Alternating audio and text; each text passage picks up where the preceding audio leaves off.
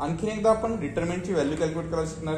त्यांनी असा एक डिटरमिनंट देतील आणि ऑप्शन देतील. Option A, option B, option C, option D.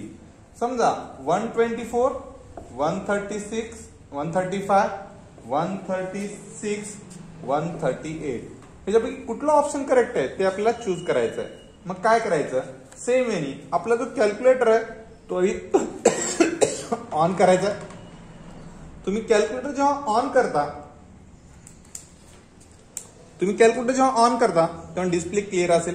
त्याच्यानंतर तुम्ही काय करा, हा मोड बटन दाबा आणि त्यामध्ये 6 नंबरचा जो ऑप्शन आहे तो मॅट्रिक्स मोड सिलेक्ट करा. आपण याला काहीतरी नाव देऊ. नाव देण्यासाठी मी ए नाव दिलं. मॅट्रिक्स ए सिलेक्ट करा. मॅट्रिक्स ए नाव दिले, मॅट्रिक्स ए सिलेक्ट केलं. त्याचे नंबर ऑफ रोज आणि नंबर ऑफ कॉलम किती चेक करा.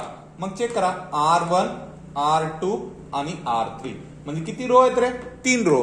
आणि आपल्याला माहिती आहे डिटरमिनंट मध्ये जेवढे रो असतात तेवढेच कॉलम पण असतात. म्हणजे नंबर ऑफ रोज जर 3 असतील तर कॉलम सुद्धा किती असतील, 3च असतील. म्हणजे रो 3 कॉलम 3. म्हणजे हा जो ऑप्शन आहे मॅट्रिक्स ए M/N म्हणजे काय, नंबर ऑफ रोज किती आहेत आणि नंबर ऑफ कॉलम्स किती आहेत ते. मग एक नंबर सिलेक्ट करा कारण आपले रो 3 आहेत आणि कॉलम सुद्धा 3 आहेत. 3/3 चा मॅट्रिक्स सिलेक्ट करा.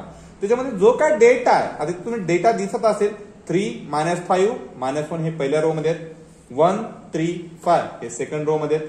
-5, 1, 3 हे थर्ड रो मध्ये आहेत. मग तो डेटा पुटअप करा.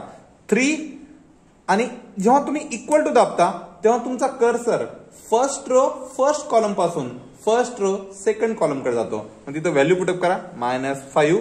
त्याच्यानंतर इक्वल टू दाबा. त्यानंतर आपला जो कर्सर आहे तो फर्स्ट रो सेकंड कॉलम कडून फर्स्ट रो थर्ड कॉलम कडे जाईल. म्हणजे काय -1 सबस्टिट्यूट करा, इक्वल टू दाबा.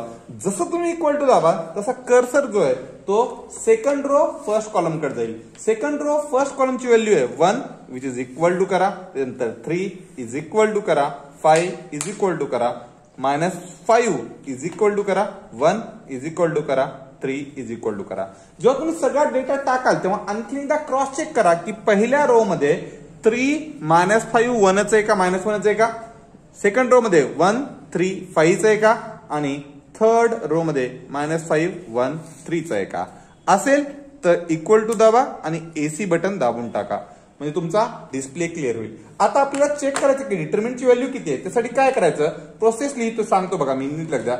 शिफ्ट 4 नंबर दाबा. त्यानंतर भरपूर सारे ऑप्शन येतील. त्यापैकी जे आपल्याला ऑप्शन पाहिजे तर डिटरमिनंटचा पाहिजे म्हणून 7 नंबर बटन दाबा.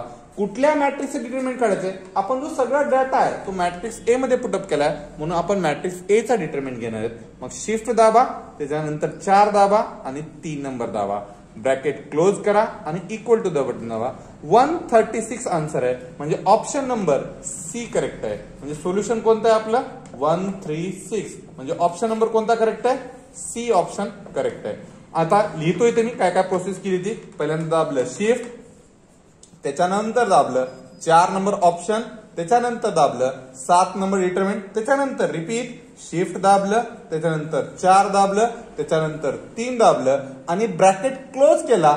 त्याच्यानंतर काय केलं, ब्रॅकेट क्लोज केला आणि इक्वल टू दाबलं. ठीक आहे, तेव्हा तुमचं सोल्युशन येऊन जाईल. ठीक आहे, थँक्यू.